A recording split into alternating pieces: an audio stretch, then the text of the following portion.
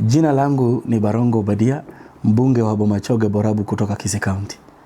Tumekamilisha shughuli ya kupitisha muswada wa Finance Bill 2026.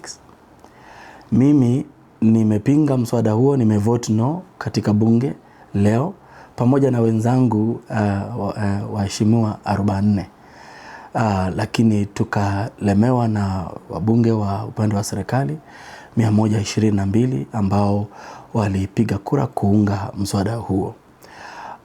Kwa hivyo sasa mswada huo utaelekea katika State House ili uwekwe saini na President Ruto ili serikali ya Kenya iweze kupata njia ya kutafuta fedha zaidi, bilioni zaidi ya 90 katika kuisaidia kuendesha shughuli zake.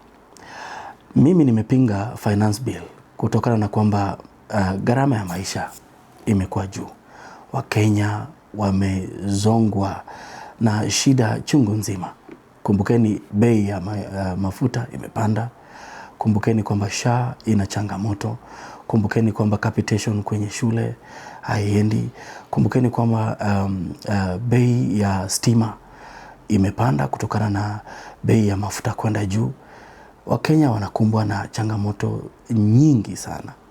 Kwa hivyo kuwaomba tena zaidi ya pesa 90 billion tena kutoka kwa mifuko ambayo tayari haina chochote ni kuwalimbikizia shida.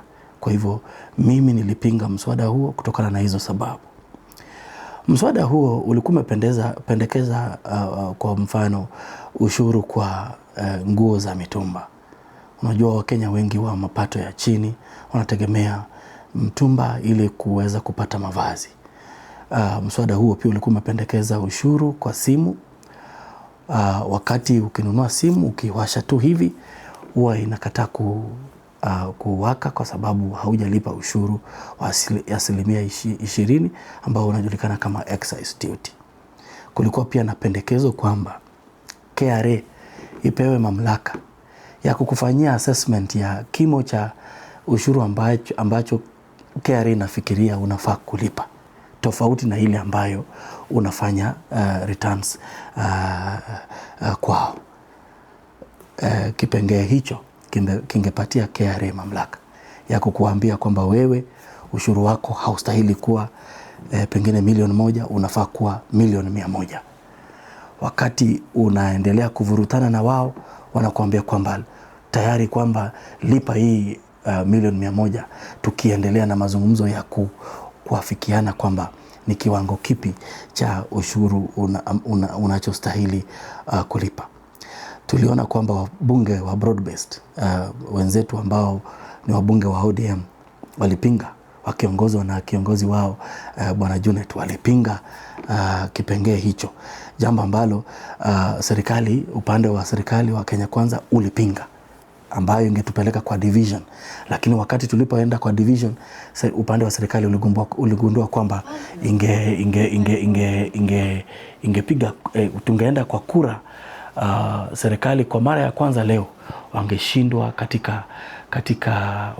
katika hiyo voting. Sasa ilipelekea majority leader Kimani Ichung'wah kuhakikisha kwamba withdraw ile amendment ambayo alikuwa anafikiria kwamba pengine angepunguza ushuru kutoka pengine kufika kwa asilimia 50 wakati ambapo discussions zinaendelea. Ikabidi kipengee kile kiondolewe, maana kwa mara ya kwanza leo wabunge wote wangepinga hatua hiyo kwa sababu ingepatia KRA mamlaka ambayo pengine ingeyatumia vibaya. So wananchi, demokrasia inahitaji kwamba wale ambao ni wachache watoe fikra zao na wale ambao ni wengi waweze kupitisha kile ambacho serikali inapania kufanya. So sisi tutaendelea kushinikiza serikali kupitia kwa mirengo yetu mingi ya United Opposition na pamoja na Linda Mwananchi kuhakikisha kwamba serikali iwache kila mwaka kuongezea mwananchi ushuru wa kupitiliza, kwa sababu hali imekuwa ngumu katika nchi.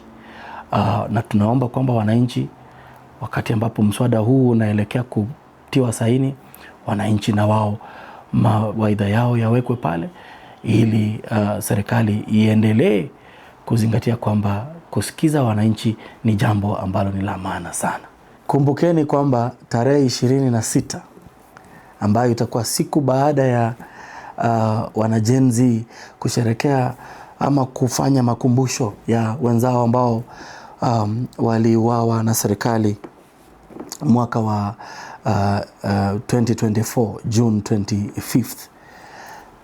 Tarehe 26 ya mwezi huu, siku baada ya makumbusho hayo, tuko katika Kisii, maeneo ya Kisii na Nyamira, na kikosi kizima cha Linda Mwananchi tukiongozwa na ndugu yetu Edwin Sifuna, pamoja na Babu Owino, pamoja na Ososi, pamoja na Orengo.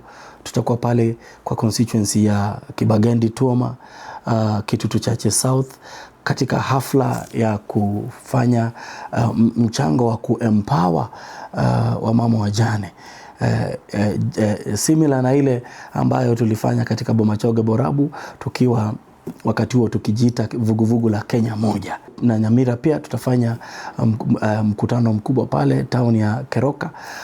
Watu wetu na Wakenya kwa ujumla, endeleeni kutupatia support ambayo imetupatia umaarufu mkubwa, tukiendeleza hii agenda ya kuhakikisha kwamba tunasukuma hii serikali tuibadilishe, ili tuweze kuleta mfumo mpya wa kuongoza nchi ambao utaheshimu wananchi, ambao utakuwa unalenga matakwa ya wananchi ambao katika wakati huu wanasongwa na shida nyingi kabisa. Karibuni Linda Mwananchi.